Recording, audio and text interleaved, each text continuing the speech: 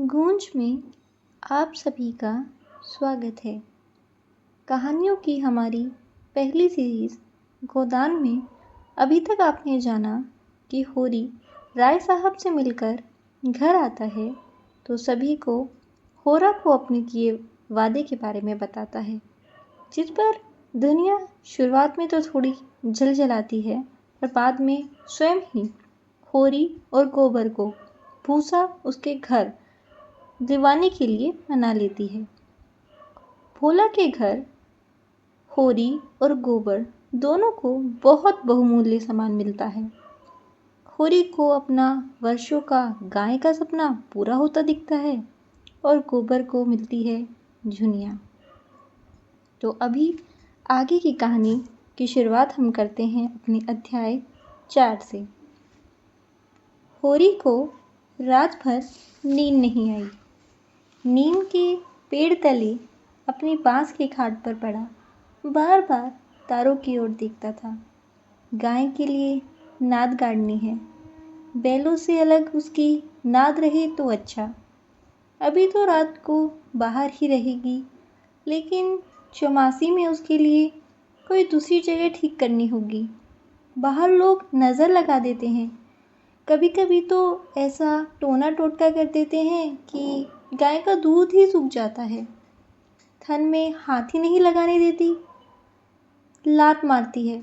नहीं, बाहर बांधना ठीक नहीं, और बाहर नाद भी कौन गाड़ने देगा। कारिंदा साहब नज़र के लिए मुंह फुलाएंगे। छोटी छोटी बात के लिए राय साहब के पास फरियाद ले जाना भी उचित नहीं। और कारिंदी के सामने मेरी सुनता कौन है। उनसे कुछ कहूँ तो कारिंदा दुश्मन हो जाए। जल में रहकर मगर से बैर करना लड़कपन है। भीतर ही बांधूंगा। आंगन है तो छोटा सा, लेकिन एक मडैया डाल देने से काम चल जाएगा। अभी पहला ही बयान है, 5 सेर से कम क्या दूध देगी। सेर भर तो गोबर को ही चाहिए। रुपया दूध देखकर कैसे ललचाती रहती है। अब पिए जितना चाहे। कभी कभी 2-4 सेर मालिकों को दे आया करूँगा। कारिंदा साहब की पूजा भी करनी ही होगी और भोला के रुपए भी दे देने चाहिए। सकाई के ढकोसले में उसे क्यों डालूं। जो आदमी अपने ऊपर इतना विश्वास करे उसे दगा करना नीचता है। 80 रुपए की गाय मेरे विश्वास पर दे दी। नहीं, यहाँ तो कोई 1 पैसे को नहीं पतियाता। सन में क्या कुछ ना मिलेगा। अगर 25 रुपए भी दे दूं तो भोला को ढांढस हो जाए। धनिया से नाहक बता दिया। चुपके से गाय लाकर बांध देता तो चकरा जाती। लगती पूछने किसकी गाय है, कहाँ से लाए हो। खूब दीख करके तब बताता। लेकिन जब पेट में बात बचे भी तो कभी 2-4 पैसे ऊपर से आ जाते हैं, उनकी भी तो नहीं छिपा सकता। और ये अच्छा भी है, उसे घर की चिंता रहती है। अगर उसे मालूम हो जाए कि इनके पास भी पैसे रहते हैं तो फिर नखरे पकाने लगे। गोबर ज़रा आलसी है।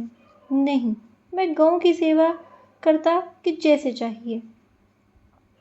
आलसी वालसी कुछ नहीं है।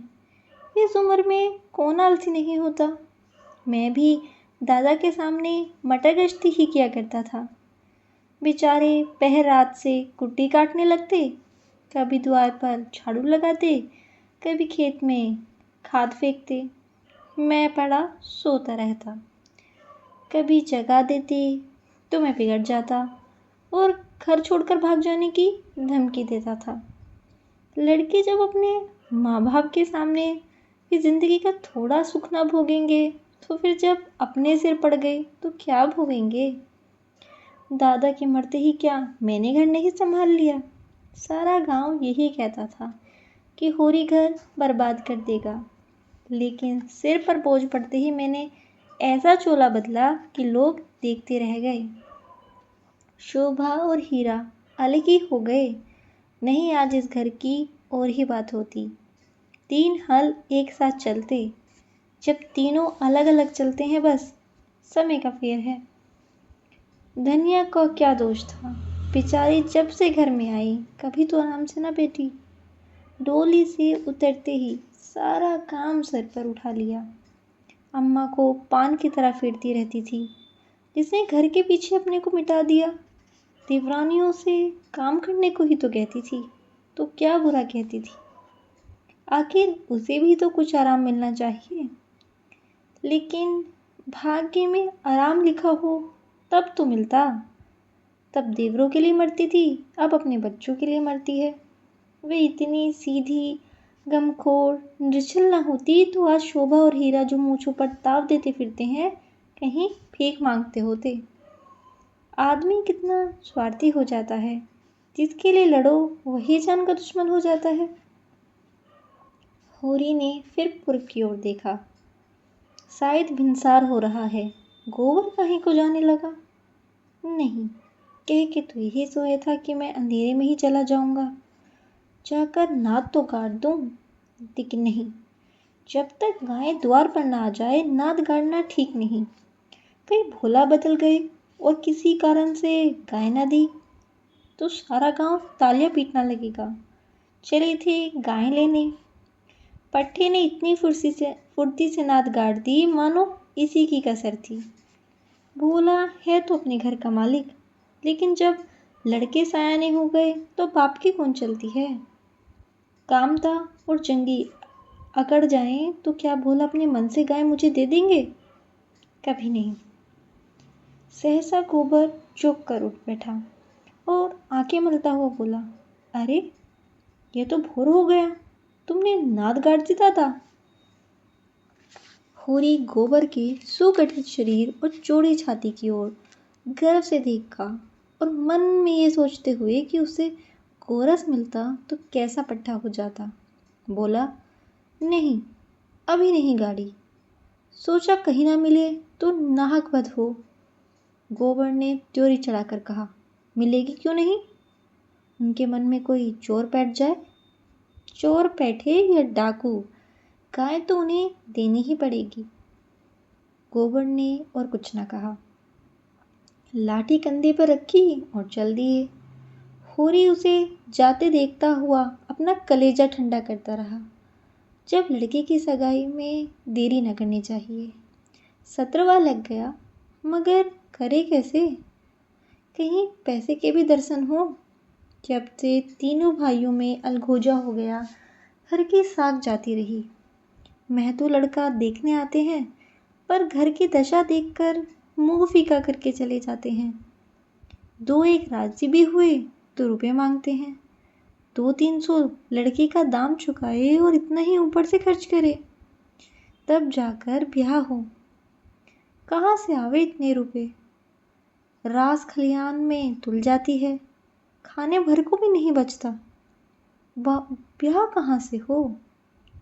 और अब तो सोना ब्याहने योग्य हो गई है। लड़के का ब्याह ना हुआ ना सही, लड़की का ब्याह ना हुआ तो सारी बिरादरी में हंसी होगी। पहले तो उसी की सगाई करनी है, पीछे देखी जाएगी। एक आदमी ने आकर राम राम किया और पूछा, तुम्हारी कोठी में कुछ बास होंगे? मैं तो होरी ने देखा, दमड़ी बसोर सामने खड़ा है।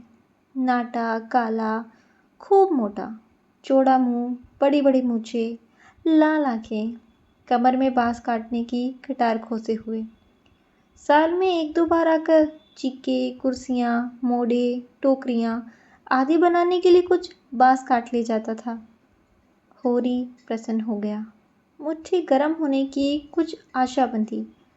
चौधरी को ले जाकर अपनी तीनों कोठियां दिखाई, मोल भाव किया और 25 रुपए सैकड़े में 50 बासों का बयाना ले लिया।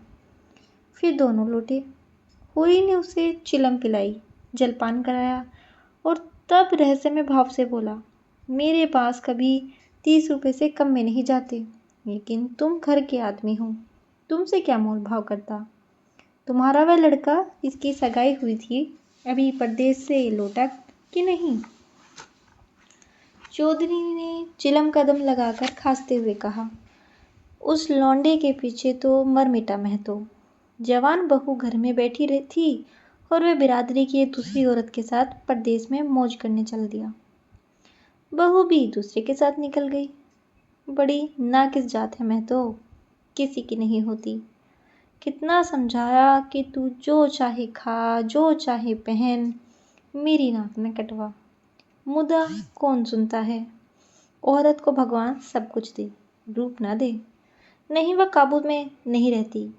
कोठियां तो पट गई होंगी। हुरी ने आकाश की ओर देखा और मानो उसकी महानता में उड़ता हुआ बोला, सब कुछ बट गया चौधरी। जिनको लड़कों की तरह पाला पोसा वे अब बराबर के हिस्सेदार हैं, लेकिन भाई का हिस्सा खाने की अपनी नीयत नहीं है। इधर तुमसे रुपए मिलेंगे, उधर दोनों भाइयों को बांट दूंगा। 4 दिन की जिंदगी में क्यों किसी से छल कपट करूं। नहीं, कह दूं कि 20 रुपए सैकड़े में बेचे हैं तो उन्हें क्या पता लगेगा। तुम उनसे कहने थोड़े ही जाओगे। मैंने तो तुम्हें बराबर अपना भाई समझा है। व्यवहार में हम भाई के अर्थ का कितना ही दुरुपयोग करें, लेकिन उसकी भावना में जो पवित्रता है वह हमारी कालिमा से कभी मलिन नहीं होती। होरी ने अप्रत्यक्ष रूप से यह प्रस्ताव करके चौधरी के मुंह की ओर देखा कि वह स्वीकार करता है या नहीं।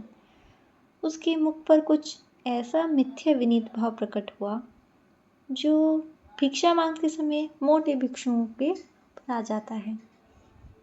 चौधरी ने होरी को आसन पाकर चाबुक जमाया। हमारा तुम्हारा पुराना भाईचारा है मैं तो, ऐसी बात है भला। लेकिन बात यह है कि ईमान आदमी बेचता है तो किसी लालच से। 20 रुपए नहीं, मैं 15 रुपए कहूँगा, लेकिन जो 20 रुपए के दाम लो। होरी ने खिसिया कर कहा, तुम तो चौधरी अंधेर करते हो। 20 रुपए में कहीं ऐसे बाज जाते हैं। ऐसे क्या, इससे अच्छे बाज जाते हैं 10 रुपए पर। हाँ, 10 कोस और पश्चिम चले जाओ। मोल पास का नहीं है, शहर की नगीज होने का है। आदमी सोचता है जितनी देर वहां जाने में लगेगी उतनी देर में तो 2-4 रुपए का काम हो जाएगा। सौदा पट गया। चौधरी ने मिर्जई उतारकर छान पर रख दी और बांस काटने लगा। ऊख की सिंचाई हो रही थी। हीरा बहू कलेवा लेकर कुएं पर जा रही थी। चौधरी को बांस काटते देखकर घूंघट के अंदर से बोली, कौन बांस काटता है? यहाँ बांस न कटेंगे। चौधरी ने हाथ रोककर कहा, बांस मोल लिए हैं, 15 रुपए सैकड़े का बयाना हुआ है, सेठ में नहीं काट रहे हैं। हीरा बहू अपने घर की मालकिन थी। उसी के विद्रोह से भाइयों में अलगोजा हुआ था। धनिया को परास्त करके शेर हो गई थी। हीरा कभी कभी उसे पीटता था। अभी हाल ही में इतना मारा था कि वह कई दिन तक खाट से न उठ सकी, लेकिन अपना पदाधिकार वह किसी तरह न छोड़ती थी। हीरा क्रोध से उसे मारता था, लेकिन चलता था उसी के इशारों पर, उस घोड़े की भांति जो कभी कभी स्वामी को लात मारकर भी उसी के आसन के नीचे चलता है। कलेवी की टोकरी सिर से उतार कर बोली, 15 रुपए में हमारे बांस न जाएंगे। चौधरी औरत जात से इस विषय में बातचीत करना निषिद्ध विरुद्ध समझते थे। बोले, जाकर अपने आदमी को भेज दो, जो कहना हो आकर कहे। हीरा बहू का नाम था पुन्नी। बच्चे 2 ही हुए थे, लेकिन ढल गई थी।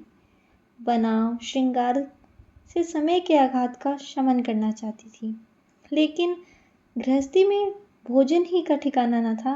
श्रृंगार के लिए पैसे कहाँ से आते। इस अभाव और विवशता ने उसकी प्रकृति का जल सुखाकर कठोर और शुष्क बना दिया था, जिस पर वह एक बार फावड़ा भी उचट जाता था। समीप आकर चौधरी का हाथ पकड़ने की चेष्टा करती हुई बोली, आदमी को क्यों भेज दूं? जो कुछ कहना हो मुझसे कहो ना। मैंने कह दिया मेरे बांस ना कटेंगे। चौधरी हाथ छुड़ाता था और पुन्नी बार बार पकड़ लेती थी। 1 मिनट तक यही हाथापाई होती रही। अंत में चौधरी ने उसे जोर से पीछे धकेल दिया। पुन्नी धक्का खाकर गिर पड़ी, मगर फिर संभली और पांव से तल्ली निकालकर चौधरी के सिर, मुंह, पीठ पर अंधाधुंध जमाने लगी। बसोर होकर उसे ढकेल दे। उसका ये अपमान मारती जाती थी और रोती भी जाती थी। चौधरी उसे धक्का देकर नारे जाति पर बल का प्रयोग करके गच्चा खा चुका था। खड़े खड़े मार खाने के सिवा उस संकट से बचने की उसके पास और कोई दवा न थी। पुन्नी का रोना सुनकर होरी भी दौड़ा हुआ आया। पुन्नी ने उसे देखकर और जोर से चिल्लाना शुरू किया। होरी ने समझा चौधरी ने पुनिया को मारा है। खून ने जोश मारा और अलगोजे की ऊंची बांध को तोड़ता हुआ सब कुछ अपने अंदर समेटने के लिए बाहर निकल पड़ा। चौधरी को और जोर से एक लात जमाकर बोला, अब अपना भला चाहते हो चौधरी तो यहाँ से चले जाओ, नहीं तुम्हारी लाश उठेगी। तुमने अपने को समझा क्या है? तुम्हारी इतनी मजाल कि मेरी बहू पर हाथ उठाओ। चौधरी कसमें खा खाकर अपनी सफाई देने लगा। तलियों की चोट में उसकी अपराधी आत्मा मौन थी। यह लात उसे निरपराध मिली और उसके फूले हुए गाल आंसुओं से भीग गए। उसने तो बहू को छुआ भी नहीं। क्या वह इतना गंवार है कि महतों के घर की औरतों पर हाथ उठाएगा? होरी ने अविश्वास करके कहा, आंखों में धूल मत झोंको चौधरी। तुमने कुछ कहा नहीं तो बहू झूठ मूठ रोती है। रुपये की गर्मी है तो वह निकाल दी जाएगी। अलग है तो क्या हुआ, है तो एक खून। कोई तिरछी आंख से देखे तो आंख निकाल ले। पुन्नी चंडी बनी हुई थी। गला फाड़कर बोली, तूने मुझे धक्का देकर गिरा नहीं दिया? खा जा अपने बेटे की कसम। हीरा को खबर मिली कि चौधरी और पुनिया में लड़ाई हो गई।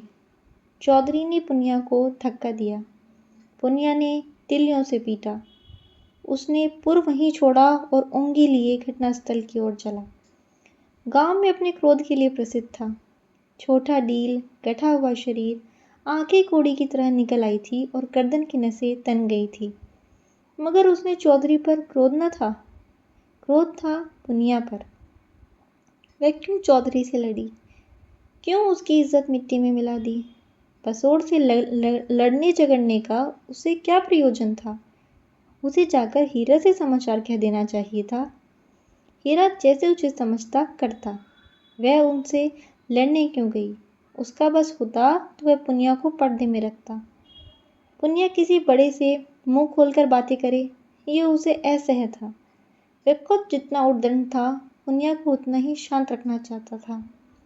जब भैया ने 15 रुपए में सौदा कर लिया तो यह बीच में कूदने वाली कौन?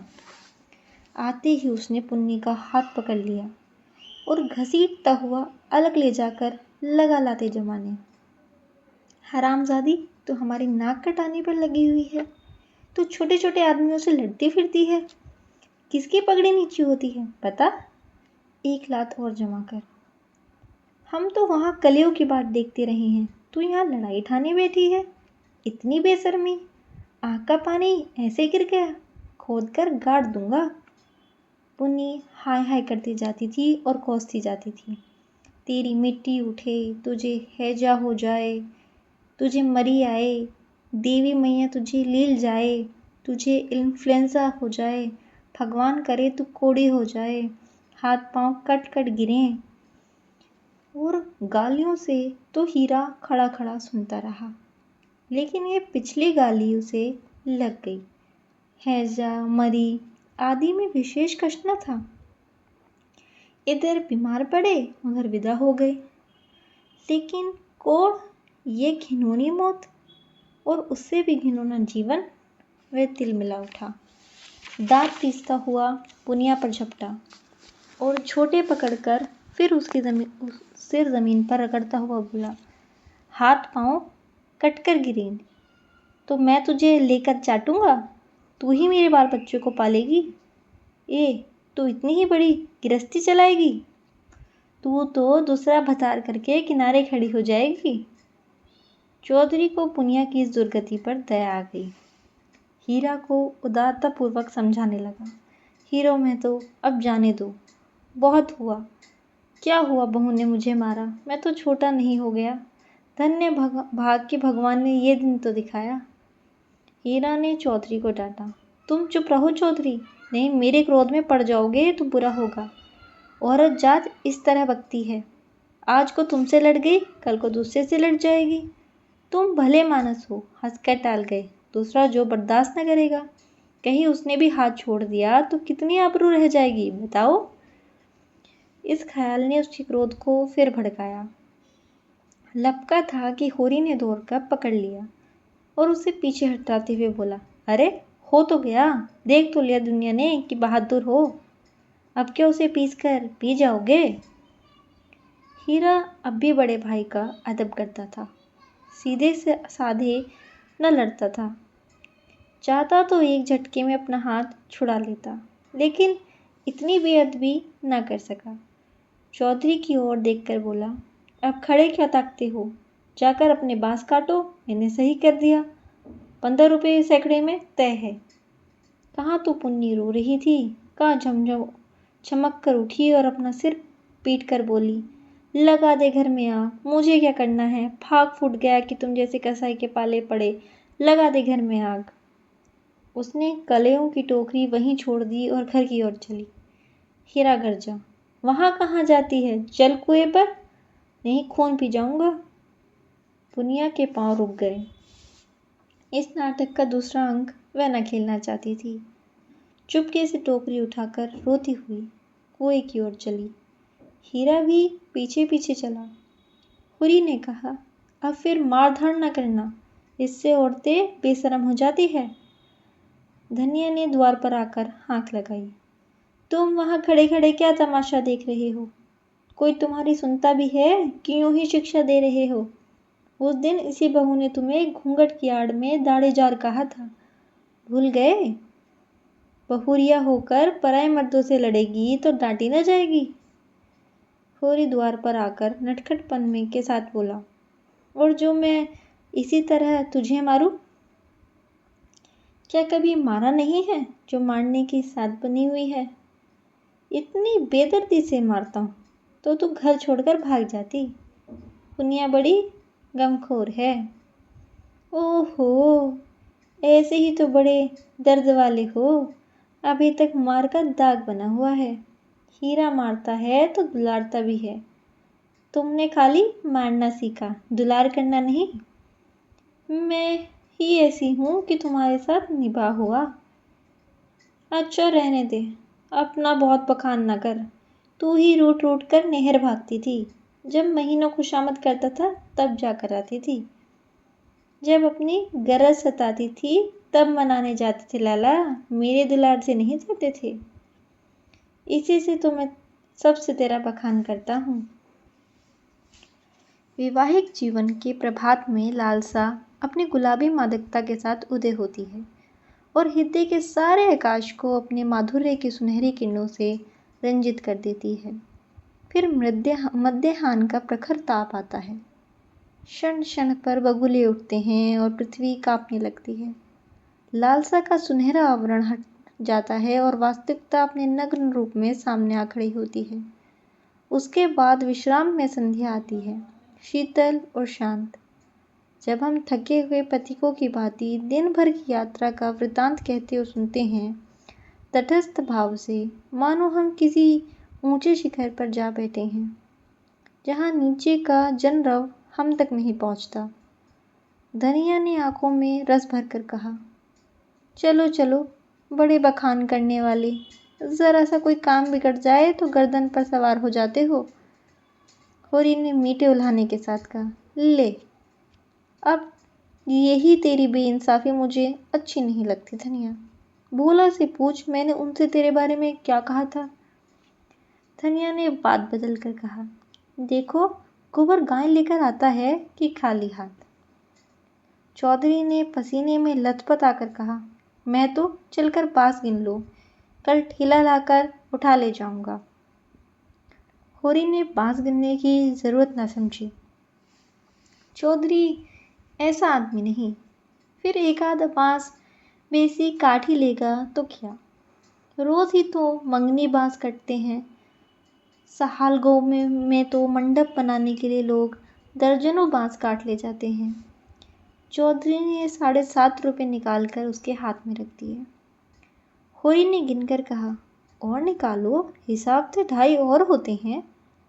चौधरी ने बेमूर्ति से कहा, 15 रुपए में तय हुई है कि नहीं? 15 रुपए में नहीं, 20 रुपए में। हीरा, मैं तूने तुम्हारे सामने 15 रुपए कहे थे, कहो तो बुला लाऊं। तय तो 20 रुपए में हुई थी चौधरी, अब तुम्हारी जीत है, जो चाहे कहो। 2.5 रुपए निकालते हैं, तुम 2 ही दे दो अब। मगर चौधरी कच्ची गोलियां ना खेला था, अब उसे किसका डर। होरी के मुंह में तो ताला पड़ा हुआ था, क्या कहे, माथा ठोक कर रह गया। बस इतना बोला, ये अच्छी बात नहीं है चौधरी, 2 रुपए दबाकर राजा ना हो जाओगे। चौधरी क्षीण स्वर में बोला, और तुम क्या भाइयों के थोड़े से पैसे दबाकर राजा हो जाओगे? 2.5 रुपए में अपना ईमान बिगाड़ रहे थे, उस पर मुझे उपदेश देते हो। अभी पर्दा खोल दूं तो सिर नीचा हो जाए। होरी पर जैसे सैकड़ों जूते पड़ गए।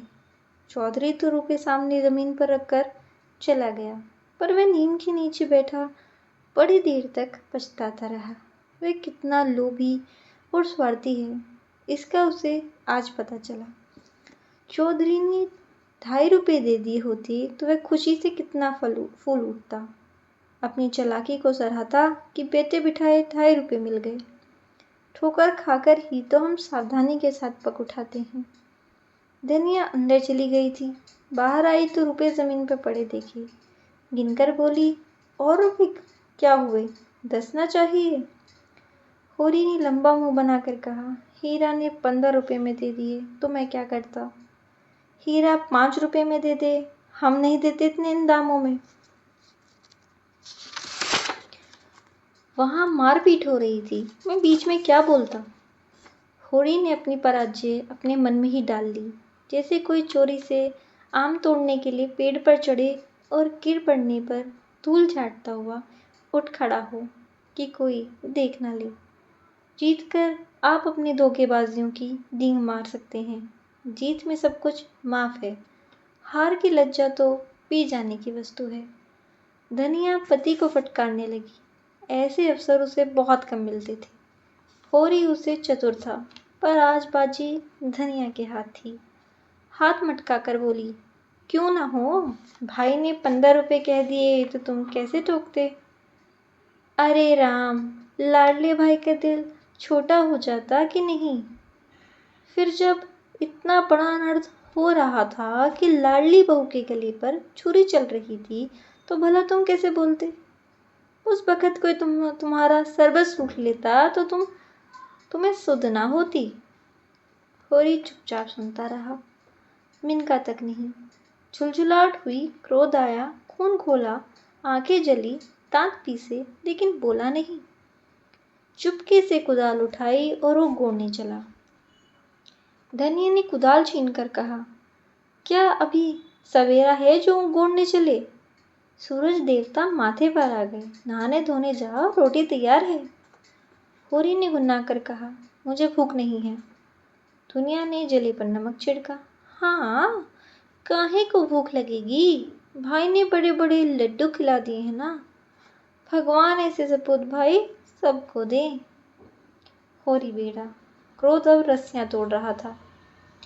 तू आज मार खाने पर लगी हुई है। धनिया ने नकली विनय का नाटक करके कहा, क्या करूं, तुम दुलार ही इतना करते हो कि मेरा सिर फिर गया है। तो घर में रहने देगी कि नहीं। घर तुम्हारा, मालिक तुम, मैं भला कौन होती तुम्हें घर से निकालने वाली। होरी आज धनिया से किसी तरह पेश नहीं आ सकता। उसकी अकल जैसे कुंद हो गई है। इन व्यंग्य वाणों को रोकने के लिए उसके पास कोई ढाल नहीं है। धीरे धीरे कुदाल रख दी और गमछा लेकर नहाने चला गया।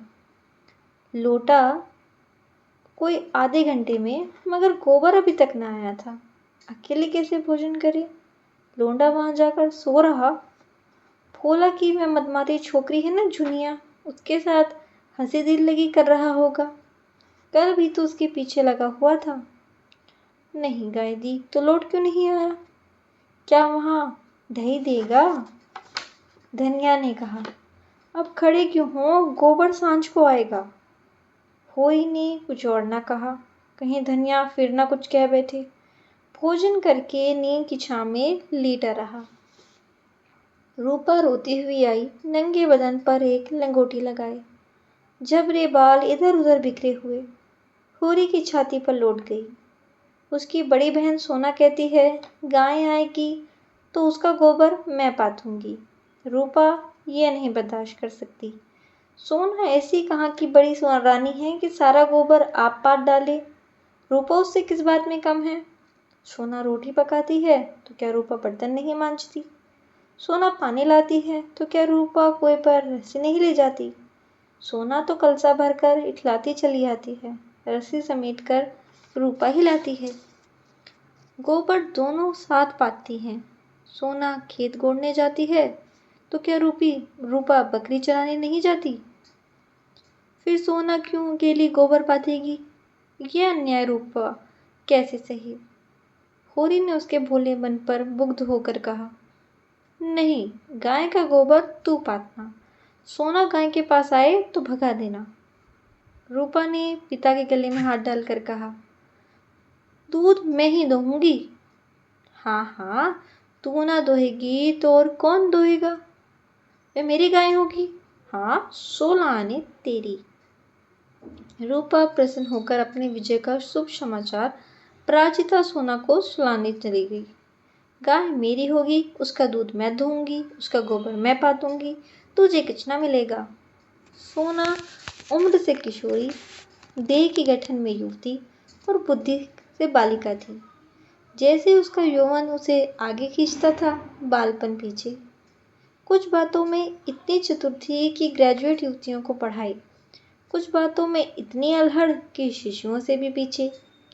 लंबा, रूखा किंतु प्रसन्न मुख, थोड़ी नीचे को खिंची हुई, आंखों में एक प्रकार की तृप्ति, न केशों में तेल, न आंखों में काजल, न देह पर कोई आभूषण। जैसे गृहस्थी के भार ने यौवन को दबाकर बोना कर दिया हो। सिर को एक झटका देकर बोली, जा तू गोबर पात, जब तू दूध धोकर रखेगी तो मैं पी जाऊंगी। मैं दूध की हांडी ताले में बंद कर दूंगी, मैं ताला तोड़कर दूध निकाल लाऊंगी। यह कहती हुई वह बाग की तरफ चल दी। आम कतरा गए थे, हवा के झोंकों से एकाध जमीन पर गिर पड़ते थे। लू के मारे चुचके पीले लेकिन बाल वृंद उन्हें टपके समझकर बाग को घेरे रहते थे। रूपा भी बहन के पीछे होली। जो काम सोना करे वह काम रूपा जरूर करेगी। सोना के विवाह की बातचीत हो रही थी। रूपा के विवाह की कोई चर्चा नहीं करता, इसलिए कि वह स्वयं अपने विवाह के लिए आग्रही करती है।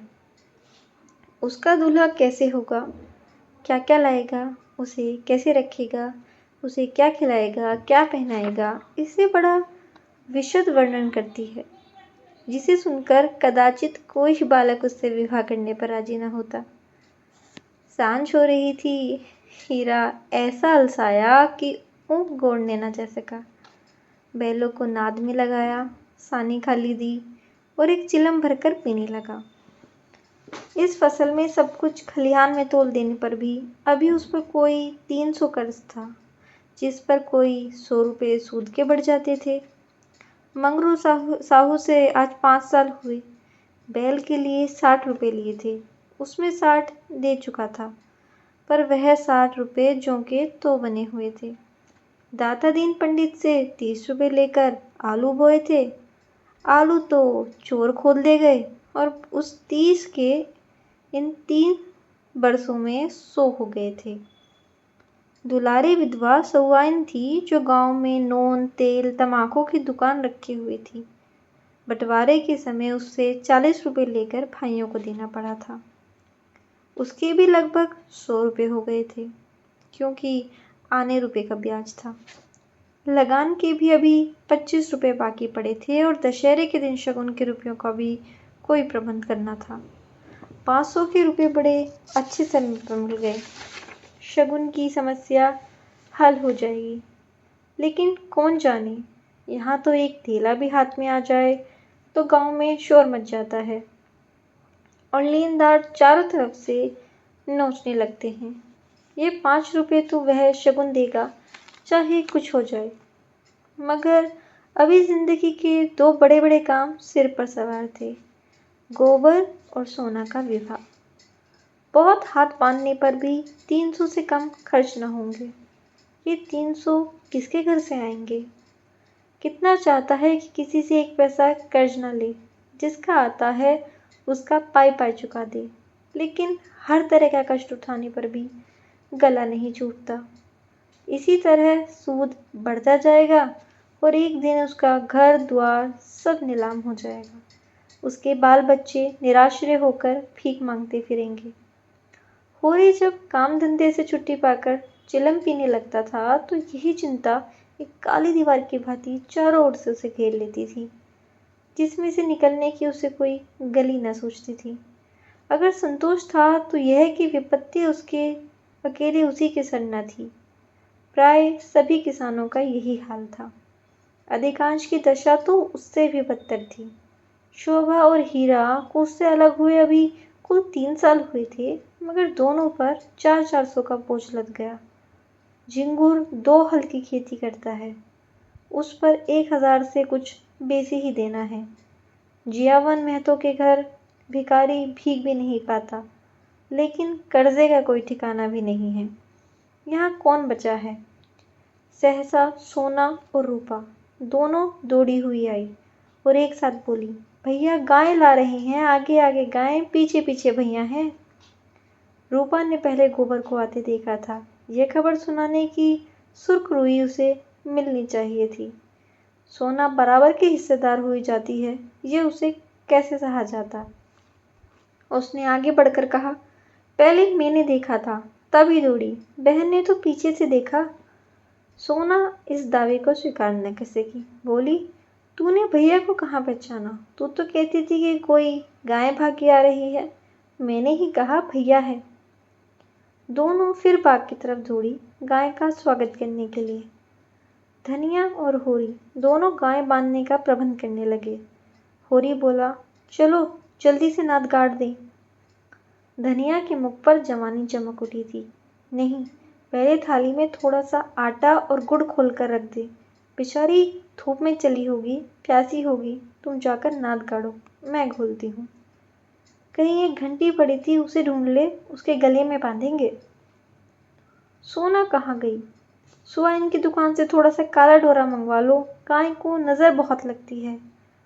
आज मेरे मन की बड़ी लालसा पूरी हो गई। धनिया अपना हार्दिक उल्लास को दबाए रखना चाहती थी। इतनी बड़ी संपदा अपने साथ कोई नई बाधा न लाए। शंका उसके निराश हृदय में कंपन डाल रही थी। आकाश की ओर देखकर बोली, गाय के आने का आनंद तो जब है कि उसका पोरा भी अच्छा हो। भगवान के मन की बात है। मानो वह भगवान को भी धोखा देना चाहती थी। भगवान को भी दिखाना चाहती थी कि इस गाय के आने से उसे इतना आनंद नहीं हुआ कि इरशादो भगवान सुख का पलड़ा ऊंचा करने के लिए कोई नई विपत्ति भेज दे। अभी वे आटा घोल रही थी कि गोबर गाय को लिए बालकों के एक जुलूस के साथ द्वार पर पहुंचा। होरी दौड़कर गाय के गले से लिपट गया। धनिया ने आटा छोड़ दिया और जल्दी से एक पुरानी साड़ी का काला किनारा फाड़कर गाय के गले में बांध दिया। होरी श्रद्धा विहीन नेत्रों से देख रहा था, मानो साक्षात देवी जी ने घर में पदार्पण किया हो। आज भगवान ने यह दिन दिखाया कि उसके घर गऊ के चरणों से पवित्र हो गया। यह सौभाग्य न जाने किसके पुण्य प्रताप से। धनिया ने भायातुर होकर कहा, खड़े क्या हो, आंगन में नाद काट दो। आंगन में जगह कहाँ है? बहुत जगह है, मैं तो बाहर ही गाड़ता हूँ। पागल न बनो, गांव का हाल जानकर भी अनजान बनते हो। अरे बित्ते भर के आंगन में गाय कहाँ बांधेगी भाई? जो बात नहीं जानते उसमें टांग मत अड़ाया करो। संसार भर की विद्या तुमने नहीं पढ़ी है। होरी सचमुच आपे में न था। गाय उसके लिए केवल भक्ति और श्रद्धा की वस्तु नहीं, सजीव संपत्ति भी थी। वह उससे अपने द्वार की शोभा और अपने घर का गौरव बढ़ाना चाहता था। वह चाहता था लोग गाय के द्वार पर बंधे देख के पूछे किसका घर है, लोग कहें होरी महतो का। तभी लड़की वाले भी उसकी विभूति से प्रभावित होंगे। आंगन में बंधी तो कौन देखेगा। धनिया इसके विपरीत संचक थी। वह गाय को 7 पर्दों के अंदर छिपा कर रखना चाहती थी। अगर गाय आठों पैर कोठरी में रह सकती तो शायद वह उसे बाहर न निकलने देती। यूं हर बात में होरी की जीत होती थी। वह अपने पक्ष पर अड़ जाता था और धनिया को दबना पड़ता था। लेकिन आज धनिया के सामने होरी की एक न चली। धनिया लड़ने पर तैयार हो गई। गोबर, सोना और रूपा, सारा घर होरी के पक्ष में था, पर धनिया ने अकेले सबको परास्त कर दिया। आज उसमें एक विचित्र आत्मविश्वास और होरी में एक विचित्र विनय का उदय हो गया था। मगर तमाशा कैसे रुक सकता था। गाय डोली में बैठकर तो आई न थी। कैसे संभव था कि गांव में इतनी बड़ी बात हो जाए और तमाशा न लगे। जिसने सुना सब काम छोड़कर देखने दौड़ा। यही मामूली देसी गऊ नहीं है। भोला के घर से 80 रुपए में आई है। होरी 80 रुपए क्या देंगे, 50-60 रुपए मिलाए होंगे। गांव के इतिहास में 50-60 रुपए की गाय का आना भी अभूतपूर्व बात थी। बैल तो 50 रुपए के भी आए, 100 के भी आए, लेकिन गाय के लिए इतनी बड़ी रकम किसान क्या खा के खर्च करेगा। ये तो ग्वालों का ही कलेजा है कि अंजुलियां रुपए गिनाते हैं। गाय क्या है, साक्षात देवी का रूप है। दर्शकों, आलोचकों का तांता लगा हुआ था और होरी दौड़ दौड़ कर सबका सत्कार कर रहा था। इतना विनम्र, इतना प्रसन्नचित वह कभी न था। 70 साल के बूढ़े पंडित दाता दीन लाठी टेकते हुए आए और पोपले मुंह से बोले, कहाँ हो होरी, तनिक हम भी तुम्हारी गाय देख ले, सुना बड़ी सुंदर है। होरी ने दौड़कर पालागन किया और मन में अभिनव उल्लास का आनंद उठाता हुआ बड़े सम्मान से पंडित जी को आंगन में ले आया। महाराज ने गऊ को अपनी पुरानी अनुभवी आंखों से देखा। सींगे देखी, थन देखा, पुट्ठा देखा और घनी सफेद भौहों के नीचे छिपी हुई आंखों में जवानी की उमंग भर आई। कोई दोष नहीं बेटा, बाल भौरी सब ठीक। भगवान चाहेंगे तो तुम्हारे भाग खुल जाएंगे। ऐसे अच्छे लक्षण हैं कि वाह, बस रातिब न कम होने पाए। एक एक बादशाह 100-100 का होगा। होरी ने आनंद के सागर में डुबकियां खाते हुए कहा, सब आपका आशीर्वाद है दादा। दाता दीन ने सुरती की पीक थूकते हुए कहा, मेरा आशीर्वाद नहीं है बेटा, भगवान की दया है, सब प्रभु की दया है। रुपए नगद दिए? होरी ने बेपरखी उड़ाई। अपने महाजन के सामने भी अपनी स्मृति प्रदर्शन का ऐसा अवसर पाकर वह कैसे छोड़ से। टके की नई टोपी सिर पर रखकर जब हम अकड़ने लगते हैं, जरा देर के लिए किसी सवारी पर बैठकर जब हम आकाश में उड़ने लगते हैं, तो इतनी बड़ी विभूति पाकर क्यों ना उसका दिमाग आसमान पर चढ़े। बोला ऐसा भला मानस नहीं है महाराज, नगद गिनाए पूरे चौकस। अपने महाराज के सामने ये डींग मारकर होरी ने नादानी तो की थी, पर दाता दीन के मुख पर असंतोष का कोई चिन्ह दिखाई दिया। इस कथन में कितना सत्य है वह उनकी बूझी आंखों से छिपा न रह सका, जिनमें ज्योति की जगह अनुभव छिपा बैठा था। प्रसन्न होकर बोले, कोई हरज नहीं बेटा, कोई हरज नहीं, भगवान सब कल्याण करेंगे। 5 सेर दूध है इसमें, बच्चे के लिए छोड़कर। धनिया ने तुरंत टोका, अरे नहीं महाराज, इतना दूध कहाँ, बुढ़िया तो हो गई है, फिर यहाँ रातिब कहाँ धरा है। दाता दीन ने मर्म भरी आंखों से देखकर उसकी सतर्कता को स्वीकार किया, मानो कह रही हो, गृहिणी का यही धर्म है, सीटना मर्दों का काम है, उन्हें सीटने दो। फिर रहस्य भरे स्वर में बोली, बाहर न बांधना, इतना कह देते हैं। धनिया ने पति की ओर विजयी आंखों से देखा, मानो कह रही हो, लो अब तो मानोगे। दाता दीन से बोली, नहीं महाराज, बाहर क्या बांधेंगे? भगवान दे तो इसी आंगन में 3 गायें और बन सकती हैं। सारा गांव गाय देखने आया। नहीं आए तो शोभा और हीरा, जो अपने सगे भाई थे। होरी के हृदय में भाइयों के लिए अब भी कोमल स्थान था। वह दोनों आकर देख लेते और प्रसन्न हो जाते तो उसकी मनोकामना पूरी हो जाती। सांझ हो गई। दोनों पुर लेकर लौट आए। इसी द्वार से निकले, पर पूछा नहीं। होरी ने डरते डरते धनिया से कहा, न शोभा आया न हीरा, सुना न होगा। धनिया बोली, तो यहाँ कौन उन्हें बुलाने जाता है? तो बात तो समझती नहीं, लड़ने के लिए तैयार रहती है। भगवान ने जब ये दिन दिखाया है तो हमें सिर झुकाकर चलना चाहिए। आदमी को अपने सगों के मुंह में से अपनी भलाई बुराई सुनने की जितनी लालसा होती है, बाहर वालों के मुंह से नहीं।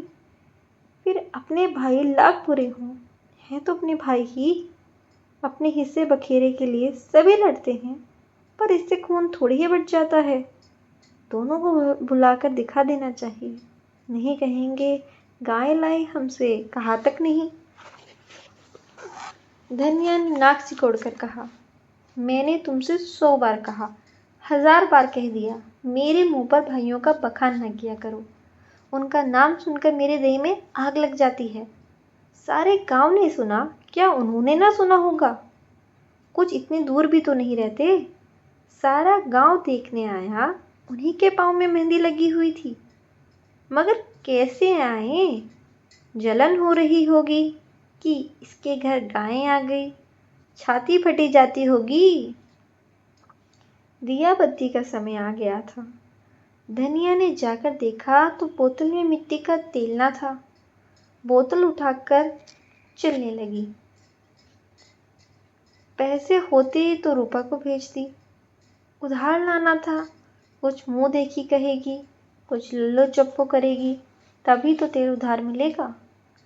होरी ने रूपा को बुलाकर प्यार से गोद में बिठाया और कहा, जरा जाकर देख हीरा काका आए कि नहीं। शोभा काका को भी देखती आना। कहना दादा ने तुम्हें बुलाया है, ना आए हाथ पकड़कर खींच लाना। रूपा ठुनक कर बोली, छोटी काकी मुझे डांटती है। काकी के पास क्या करने जाएगी? फिर शोभा बहू तो तुझे प्यार करती है। शोभा काका मुझे चिढ़ाते हैं, मैं नहीं कहूँगी। क्या कहते हैं बता? चिढ़ाते हैं। क्या क्या क्या चिढ़ाते हैं? कहते हैं मेरे लिए मूछ पकड़ रखा है, ले जा भून कर खा ले। होली के अंतस्थल में गुदगुदी हुई तो कहती नहीं, पहले तुम खा लो तो मैं खाऊंगी। अम्मा मना करती है, कहती है उन लोगों के घर ना जाया करो। तू अम्मा की बेटी है कि दादा की? रूपा ने उसे गले में हाथ डालकर कहा, अम्मा की, और हंसने लगी। तो फिर मेरी गोद से उतर जा, आज मैं तुझे अपनी थाली में न खिलाऊंगा। घर में एक ही फूल की थाली थी। होरी उसी थाली में खाता था। थाली में खाने का गौरव पाने के लिए रूपा होरी के साथ खाती थी। इस गौरव का परित्याग कैसे करे? हुमक कर बोली, अच्छा तुम्हारी, तो फिर मेरा कहा मानेगी कि अम्मा का? तुम्हारा। तो जाकर हीरा और शोभा को खींच ला, और जो अम्मा बिगड़े, अम्मा से कौन कहने जाएगा? रूपा कूदती हुई हीरा के घर चली। द्वेष का मायाजाल बड़ी बड़ी मछलियों को ही फंसाता है। छोटी मछलियाँ या तो उसमें फंसती ही नहीं या तुरंत निकल जाती है। उनके लिए वह घातक जल क्रीड़ा की वस्तु है, भय की नहीं। भाइयों से होरी की बोलचाल बंद थी, पर रूपा दोनों घरों में आती जाती थी। बच्चों से क्या बेर। लेकिन रूपा घर से निकली ही थी कि धनिया तेल लिए मिल गई। उसने पूछा, सांझ की बेला कहाँ जाती है? चल घर। रूपा माँ को प्रसन्न करने के प्रलोभन को ना रोक सकी। धनिया ने डांटा, चल घर, किसी को बुलाने नहीं जाना है। रूपा को हाथ पकड़ते हुए वह घर आई और होरी से बोली, मैंने तुमसे 1000 बार कह दिया, मेरी लड़कियों को किसी के घर ना भेजा करो। किसी ने कुछ कर करा दिया तो मैं तुम्हें लेकर चाटूंगी। ऐसा ही बड़ा प्रेम है तो आप क्यों नहीं जाते? अभी पेट नहीं भरा, जान पड़ता है। होरी नाद जमा रहा था। हाथों में मिट्टी लपेटे हुए अज्ञान का अभिनय करके बोला, किस बात पर बिगड़ती है भाई? यहाँ यहाँ यह तो अच्छा नहीं लगता कि अंधे कुकर की तरह हवा को फूका करे। धनिया को कुप्पी में तेल डालना था। इस समय झगड़ा न बढ़ाना चाहती थी। रूपा भी लड़कों में जा मिली। पहर रात से ज्यादा जा चुकी थी। नाद गड़ चुकी थी। सानी और खली डाल दी गई थी। गाय मन मारे उदास बैठी थी, जैसे कोई वधू ससुराल आई हो। नाद में मुंह तक न डालती थी। होरी और गोबर खाकर आधी आधी रोटियां उसके लिए लाई, पर उसने सूंघा तक नहीं। मगर ये कोई नई बात न थी। जानवरों को भी बहुधा घर छूट जाने का दुख होता है। होरी बाहर खाट पर बैठकर चिलम पीने लगा तो फिर भाइयों की याद आई। नहीं, आज इस शुभ अवसर पर वह अपने भाइयों की उपेक्षा नहीं कर सकता। उसका हृदय यह विभूति पाकर विशाल हो गया। भाइयों से अलग हो गया है तो क्या हुआ? उनका दुश्मन तो नहीं। यही गाय 3 साल पहले आई होती तो सभी का इस पर बराबर अधिकार होता। और कल को यही गाय दूध देने लगेगी तो क्या वह भाइयों के घर दूध ना भेजेगा या दही ना भेजेगा? ऐसा तो उसका धर्म नहीं है। भाई उसको बुरा चेते, वह उनको बुरा कैसे चेते? अपनी अपनी करनी तो अपने अपने साथ है। उसने नारियल खाट के पाई से लगा कर रख दिया और हीरा के घर की ओर चला। शोभा का घर भी उधर ही था। दोनों अपने अपने द्वार पर लेटे हुए थे। काफी अंधेरा था। होरी पर उनमें से किसी की निगाह न पड़ी। दोनों में कुछ बातें हो रही थी। होरी ठिठक गया और उनकी बातें सुनने लगा। ऐसा आदमी कहाँ है जो अपने चर्चा सुनकर टाल जाए? हीरा ने कहा, जब तक हम एक थे एक बकरी भी नहीं ली, अब 50 गायें ली जाती है। भाई का हक मारकर किसी को फलते फूलते नहीं देखा। शोभा बोला, ये तुम अन्याय कर रहे हो हीरा। भैया ने एक एक पैसे का हिसाब दिया था। ये मैं भी ना मानूंगा कि उन्होंने पहले की कमाई छिपा रखी थी। तुम मानो चाहे ना मानो, यह पहले की कमाई। किसी पर झूठा इल्जाम ना लगाना चाहिए। अच्छा, तो ये रुपए कहाँ से आ गए? कहाँ से हुन बरस पड़ा? उतने ही खेत तो हमारे भी पास हैं, उतनी ही उपज हमारी भी है। फिर क्यों हमारे पास कफन को कोड़ी नहीं और उनके घर नई गाय आती है? उधार लाए होंगे। भोला उधार देने वाला आदमी नहीं है। कुछ भी हो, गाय है बड़ी सुंदर। गोबर लिए जाता था तो मैंने रास्ते में देखा। बेईमानी का धन जैसे आता है वैसे ही जाता है। भगवान चाहेंगे तो बहुत दिन गायें घर में न रहेगी। होरी से और न सुना गया।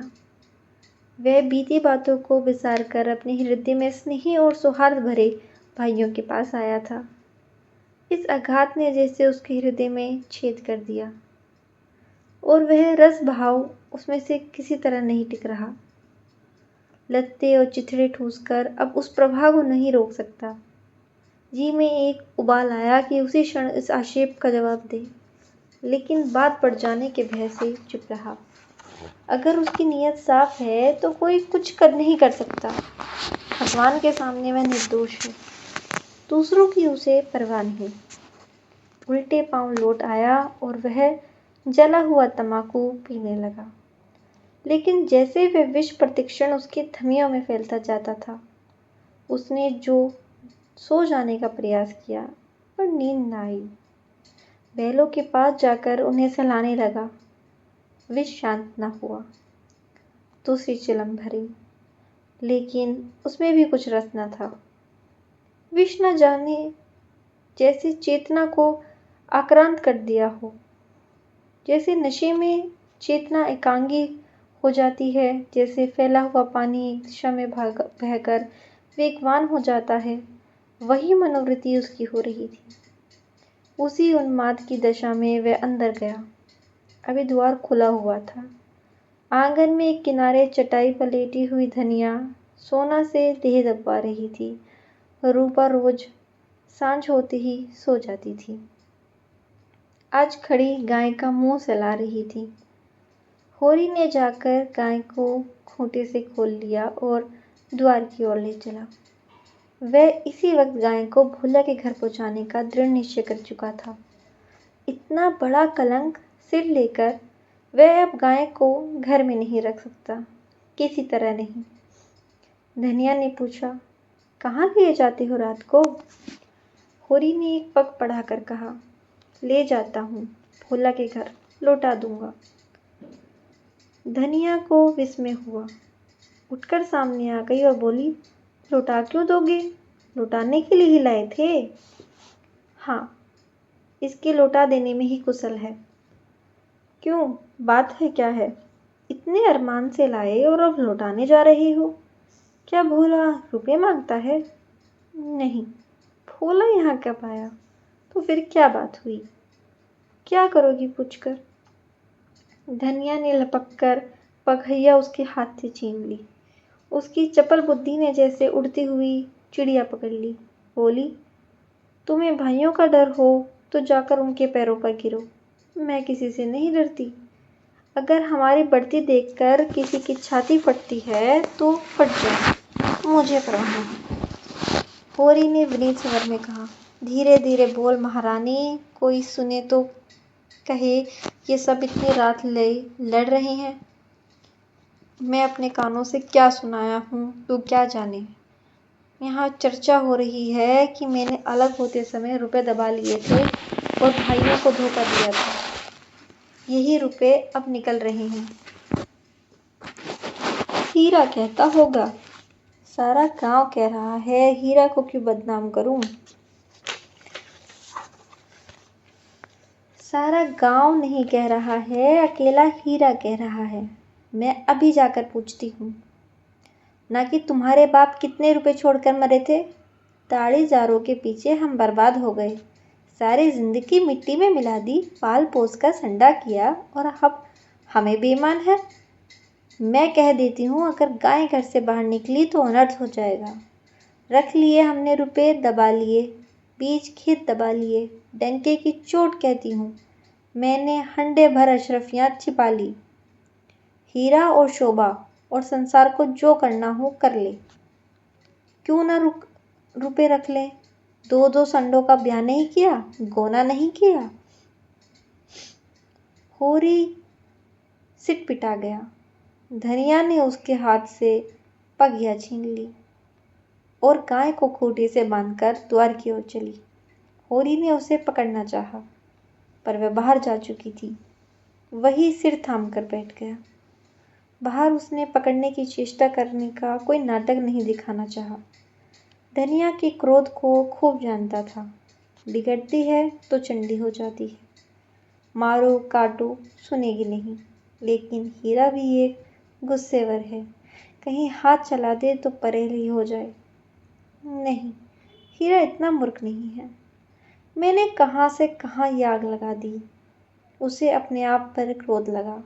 बात मन में रख लेता तो क्यों ये टंटा खड़ा होता। सहसा धनिया का कर्कश स्वर कान में आया। हीरा की गरज भी सुन पड़ी। फिर पुन्नी की पैनी पीक भी कानों में चुभी। सहसा उसे गोबर की याद आई। बाहर लपक कर उसकी खाट देखी। गोबर वहां न था। गजब हो गया, गोबर भी वहां पहुंच गया। अब कुशल नहीं, उसका नया खून है, न जाने क्या कर बैठे। लेकिन होरी वहां कैसे जाए? हीरा कहेगा, आप तो बोलते नहीं, जाकर इस डायन को लड़ने के लिए भेज दिया। कोलाहल प्रति क्षण प्रचंड होता जाता था। सारे गांव में जाग पड़ गई। मालूम होता था कहीं आग लग गई है और लोग खाट से उठ उठकर बुझाने दौड़ रहे हैं। इतनी देर तक तो वह जब्त किए बैठा रहा, फिर ना रहा गया। धनिया पर क्रोध आया। वह क्यों चढ़कर लड़ने गई? अपने घर में आदमी ना जाने किसको क्या कहता है। जब तक कोई मुंह पर कोई बात न कहे, यही समझना चाहिए कि उसने कुछ नहीं कहा। होरी की कृषक प्रकृति झगड़े से भागती थी। 4 बातें सुनकर गम खा जाना इससे कहीं अच्छा है कि आपस में तनाज़ा हो। कहीं मारपीट हो जाए तो थाना पुलिस हो, बंदे बंदे फिरो, सबकी चिरोरी करो, अदालत की धूल फाको, खेती बाड़ी जहन्नुम में मिल जाए।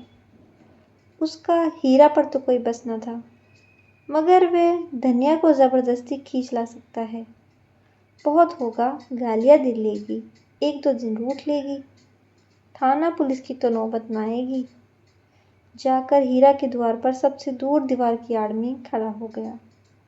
एक सेनापति की भांति मैदान में आने के पहले परिस्थिति को अच्छी तरह समझ लेना चाहता था। अगर अपनी जीत हो रही है तो बोलने की कोई जरूरत नहीं, हार हो रही है तो तुरंत कूद पड़ेगा। देखना तो वहां 50 आदमी जमा हो गए। पंडित दाता दीन, लाला पटेश्वरी, दोनों ठाकुर जो गांव के कर्ता धर्ता थे, सभी पहुंचे हुए हैं। धनिया का पल्ला हल्का हो रहा था। उसकी उग्रता जनमत को उसके विरुद्ध किए देती थी। वह रणनीति में कुशल न थी। क्रोध में ऐसी जली कटी सुना रही थी कि लोगों की सहानुभूति उससे दूर होती जाती थी। वह गरज रही थी, तू हमें देखकर क्यों जलता है? हमने देखकर क्या तेरी छाती फटती है? पाल पोस कर जवान कर दिया, यह उसका इनाम है। हमने न पाला होता तो आज कहीं भीख मांगते होते, रूख की छां भी न मिलती। होरी को यह शब्द जरूरत से ज्यादा कठोर जान पड़े। भाइयों को पालना पोसना तो उसका धर्म था। उनके हिस्से की जायदाद तो उसके हाथ में थी। कैसे न पालता पोसता, दुनिया में कहीं मुंह दिखाने लायक रहता? हीरा ने जवाब दिया, हम किसी को कुछ नहीं जानते। तेरे घर में कुत्तों की तरह एक टुकड़ा खाते थे और दिन दिन भर काम करते थे। जाना ही नहीं कि लड़कपन और जवानी कैसे होती है। दिन दिन भर सूखा गोबर बीना करते थे, उस पर भी तू बिना 10 गाली दिए रोटी न देती थी। तेरी जैसी राक्षसनी के हाथ में पड़कर जिंदगी तलक हो गई। धनिया और भी तेज हुई। जबान संभाल, नहीं तो जीभ खींच लूंगी। राक्षसिन तेरी औरत होगी। तू है किस फेर में? मूढ़ी काटे, टुकड़खोर, नमक हराम। दाता तीन ने टोका, इतना कटुन वचन क्यों कहती है धनिया? नारी का धर्म है कि गम खाए। वह तो उज्जड़ है, क्यों उसके मुंह लगती है? लाला पटेश्वरी ने उसका समर्थन किया। बात का जवाब बात है, गाली नहीं। तूने लड़कपन में उसे पाला पोसा, लेकिन यह क्यों भूल जाती है कि उसकी जायदाद तेरे हाथ में थी? धनिया ने समझा, सबके सब मिलकर मुझे नीचा दिखाना चाहते हैं। चौमुख लड़ाई लड़ने के लिए तैयार हो गई। अच्छा, रहने दो लाला, मैं सबको पहचानती हूँ। इस गांव में रहते 20 साल हो गए, एक एक की नस पहचानती हूँ। मैं गाली दे रही हूँ, वह फूल बरसा रहा है, क्यों? दुलारी सहुसाइन ने आग पर घी डाला। बाकी बड़ी गाल दराज औरत है भाई, मर्द के मुंह लगती है।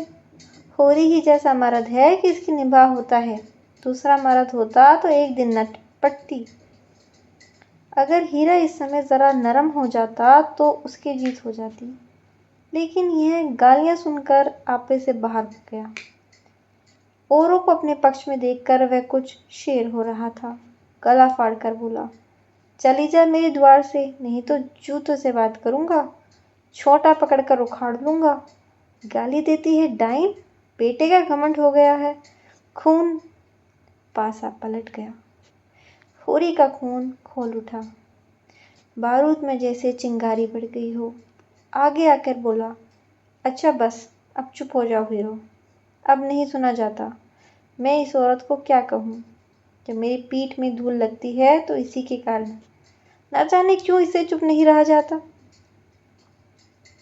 चारों ओर से हीरा पर बौछार पड़ने लगी। दाता दीन ने निर्लज कहा, पटेश्वरी ने गुंडा बताया, चिंगुरी सिंह ने शैतान की उपाधि दी। दुलारी सहुसाइन ने कपूत कहा। एक उद्दंड शब्द ने धनिया का पल्ला हल्का कर दिया था। दूसरे उग्र शब्द ने हीरा को गच्चे में डाल दिया।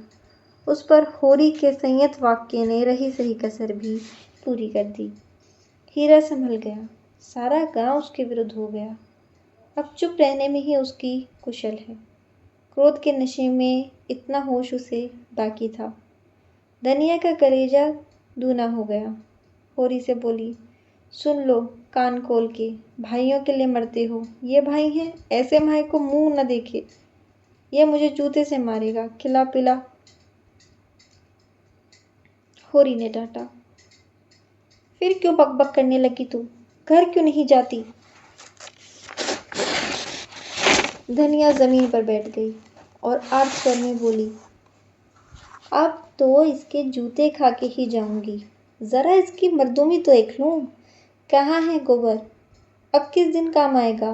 तू देख रहा है बेटा, तेरी माँ को जूते मारे जा रहे हैं। यूं विलाप करके उसने अपने क्रोध के साथ होरी के क्रोध को भी क्रियाशील बना डाला। आग को फूंक फूंक कर उसमें ज्वाला पैदा कर दी। हीरा पराजित सा पीछे हट गया।